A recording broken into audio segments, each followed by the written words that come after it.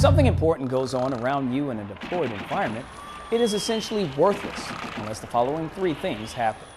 You need to be aware of what happened, you need to collect as much information about it as possible, and you need to up-channel the information and report it in a sensible way. Only after these three things happen can the information have any value.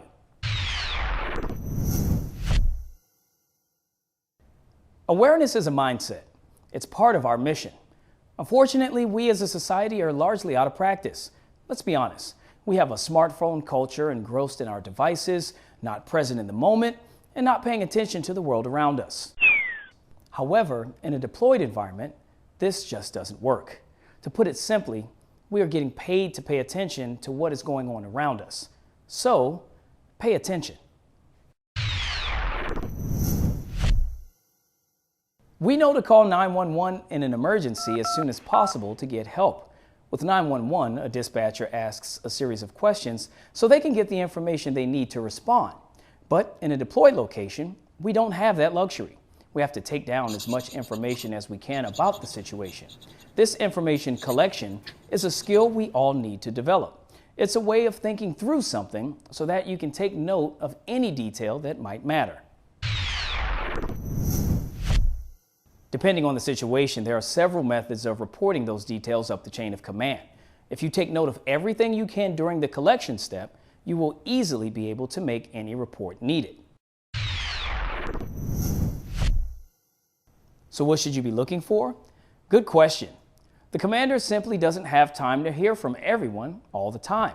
So there are specific areas or items that you will need to focus on and report wherever applicable. These are known as Commander's Critical Information Requirements, or CCIRs. Types of CCIRs, given even higher priority, are Priority Information Requirements, or PIRs. These will be more specific and focused in nature. PIRs could be requests for specific information about enemy personnel, equipment, or activities. You are the eyes and the ears of the commander, who can't be where you are. CCIRs and PIRs allow everyone to be looking for the intel that is important to the commander.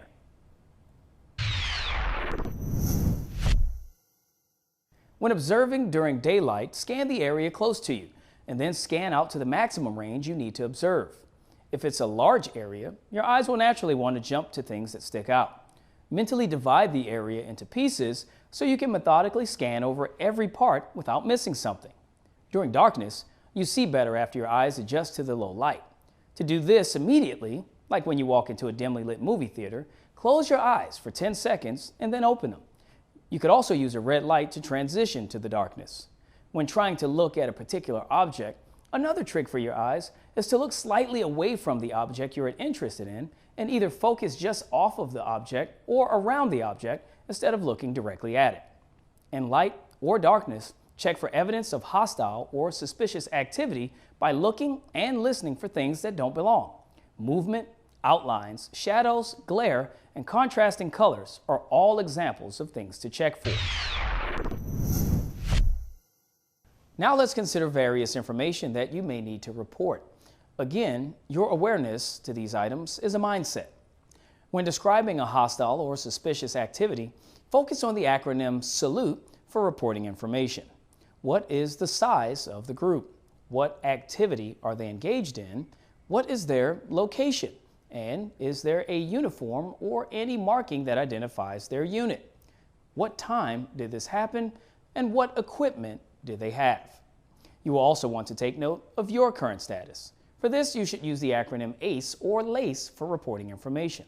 How much water or liquid does everyone have? How much ammunition does everyone have left? Are there any casualties? And are there any threats, damage, or losses to your equipment? In addition, you should report your call sign, frequency, or number in case they need to contact you. Indicate what impact this will have on your mission and what protective measures you have taken. Also, how critical is this information if you had to give it a recommended priority? Each of the ACE-LACE acronyms are also reported with colors representing the general status. For liquid and ammunition, green means you have plenty left, yellow means around half of your supply remains, and red means you are out or nearly out. For casualties, green means you have no injuries. Yellow is for injuries that are not life-threatening, and red is for a critical injury or injuries that prevent mobility. For equipment, green means there is no change in status. Yellow is used to indicate some damage, and red is for lost or damaged equipment preventing mission success. One other report that is often used is called the 9-line report. This report is used for reporting IEDs, unexploded ordnance, or requesting medevac. Wherever possible, fill out a blank version of these reports before calling them in. When you call it in, you have 3 primary methods available: messenger, which is the slowest but most secure; wire or telephone, which is not mobile but more secure than radio; and then radio, which is fast and mobile but is the least secure. Whenever possible, use a secure radio.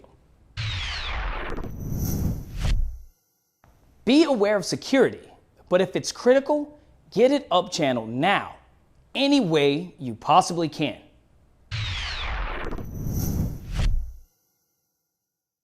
Remember, every airman has the potential of providing information of intelligence value that is critical to accomplishing the mission, but it's worthless if you don't follow the 3 primary steps. First, be aware of your surroundings and what to look for. Second, collect the information needed thoroughly and efficiently. And third, report the information as directed as soon as possible.